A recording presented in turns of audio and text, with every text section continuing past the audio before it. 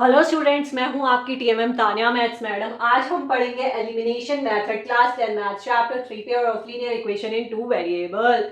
सो elimination method होता है to find the solution of linear equation in two variable. ये है अलजेब्रिक मेथड। तो हम ग्राफिकल मेथड और सब्स्टिट्यूशन मेथड ऑलरेडी पढ़ चुके हैं। अब वहां से चेक कर लेना, उनसे रिलेटेड एग्जाम्पल और एक्सरसाइज भी कंप्लीट हो गई है।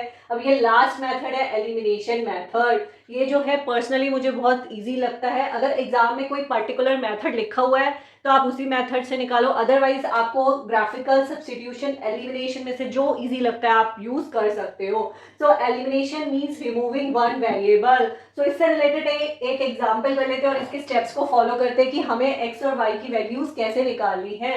सो ये देखो, इक्वेशन 1 और इक्वेशन 2। एलिमिनेशन मतलब रिमूविंग वन वेरिएबल। हमें एक्स या वाई में से एक को रिमूव कर देना है और दूसरे की वैल्यू निकाल लेनी है। जब दूसरे की वैल्यू निकल जाएगी तो उसे किसी भी एक इक्वेशन में पुट करके फर्स्ट वाले की वैल्यू निकाल लेनी है।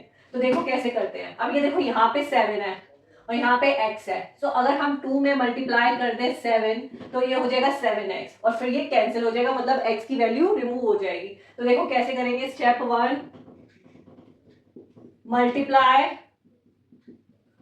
Equation 2 by 7। क्या आ जाएगा? 7x प्लस 7 2 जा 14y इज इक्वल टू 7 3 जा 21। ये क्या हो गया? थर्ड आ गया, थर्ड इक्वेशन। अब थर्ड को 1 में से सब्सट्रैक्ट कर दो। तो लिखो step 2, subtract equation third from equation 1। ठीक है, तो क्या आएगा? 7x इक्वेशन 1 क्या हो गई? Minus 15y is equal to 2। Equation 3 7x plus 14y is equal to 21। ठीक है, अब जब हम सब्ट्रैक्ट करेंगे इक्वेशन थर्ड इक्वेशन 1 में से, तो यहाँ पे जो है ना नीचे वाले के, पर्टिकुलरली नीचे वाली इक्वेशन के साइन चेंज हो जाएंगे। ये प्लस है तो माइनस हो जाएगा, यहाँ प्लस है माइनस, प्लस है माइनस। अब ये देखो, प्लस का 7x और ये माइनस का 7x कैंसिल हो गया। माइनस का 15y माइनस का 14y क्या हो गया? माइनस का 29y। 2 माइनस 21 माइनस 19, माइनस से माइनस कैंसिल। y की वैल्यू क्या आ गई? 19/29। ठीक है, हमारी y की वैल्यू आ गई। अब देखो step third.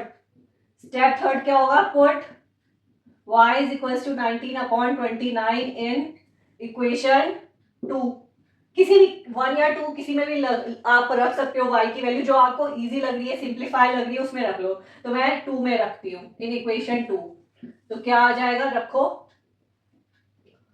x plus 2y is equal to 3। x plus 2 multiply 19/29 is equal to 3। x plus कितना हो गया? 2 9 जा 19 2 जा 38/29 is equal to 3। x is equal to 3 minus 38/29।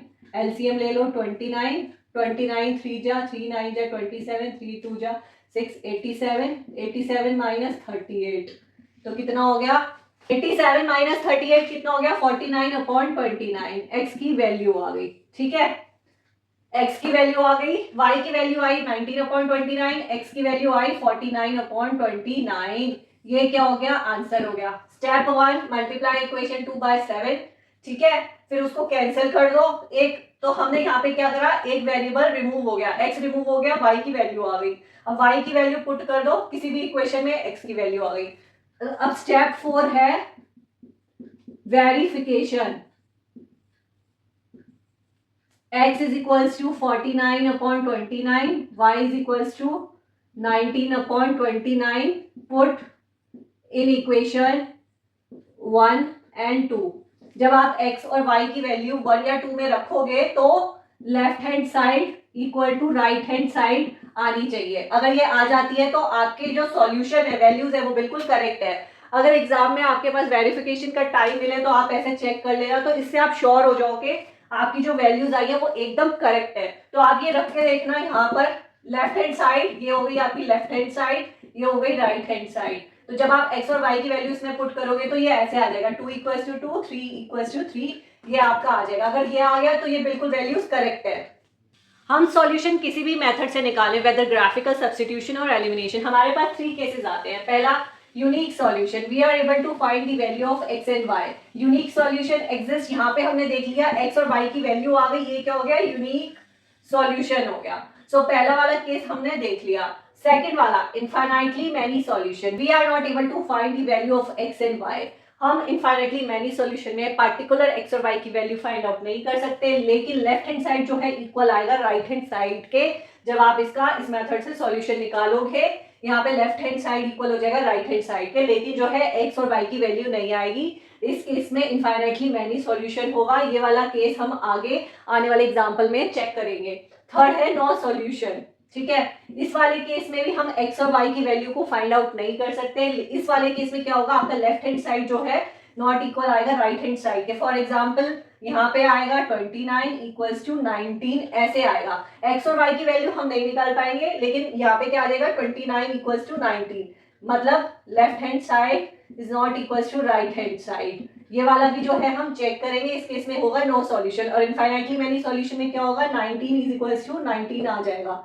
तो इसमें हो जाएगा इनफाइनाइटली मैनी सॉल्यूशन, इसमें नो सॉल्यूशन। अगर एक्स और वाई की वैल्यू को हम फाइंड आउट कर सकते हैं, वो यूनिक सॉल्यूशन होगा।